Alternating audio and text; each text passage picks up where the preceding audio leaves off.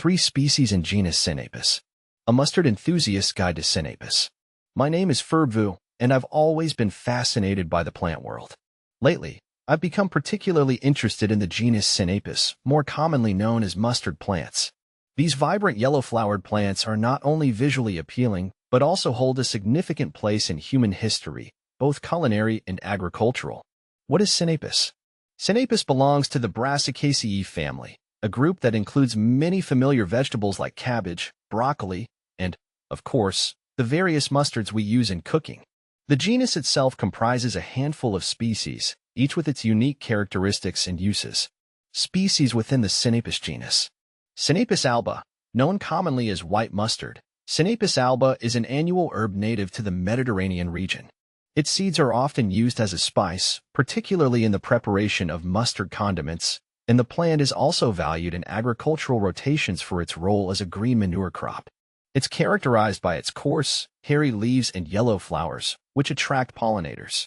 White mustard has notable health benefits, containing glucosinolates which contribute to its sharp, pungent flavor and are researched for their potential medicinal properties. Sinapis flexuosa. Sinapis flexuosa, sometimes called slender mustard, is native to temperate regions and displays a more delicate, slender structure than its relatives.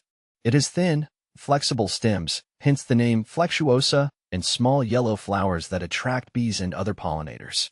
This species can adapt to various soils and climates, often growing in disturbed areas. Though less commonly cultivated than S.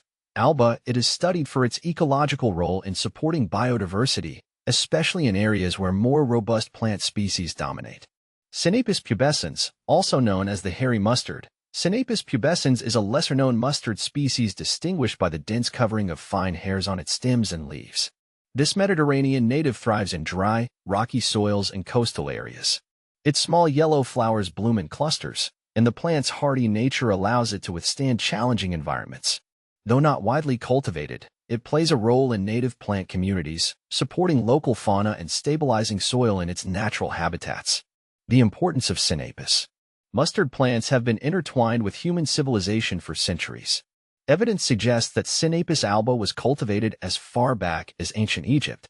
The Romans used mustard seeds extensively in their cooking, and the use of mustard as a condiment spread throughout Europe during the Middle Ages. Today, mustard is a staple in kitchens worldwide, adding a zesty kick to everything from hot dogs to salad dressings. Beyond its culinary applications, Sinapis also plays a role in agriculture. White mustard is often used as a cover crop, helping to improve soil health and prevent erosion. It can also suppress weeds and act as a natural fumigant, reducing the need for synthetic pesticides. My personal observations. In my own exploration of Sinapis, I've been struck by the diversity within this seemingly simple genus. From the ubiquitous white mustard to the less-known hairy mustard, each species has its own story to tell. I've enjoyed experimenting with different mustard varieties in my cooking, discovering the subtle nuances in flavor and texture. I've also been intrigued by the ecological role of Sinapis.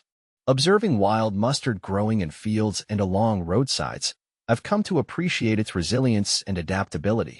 While some may consider it a nuisance, I see it as a testament to the tenacity of nature.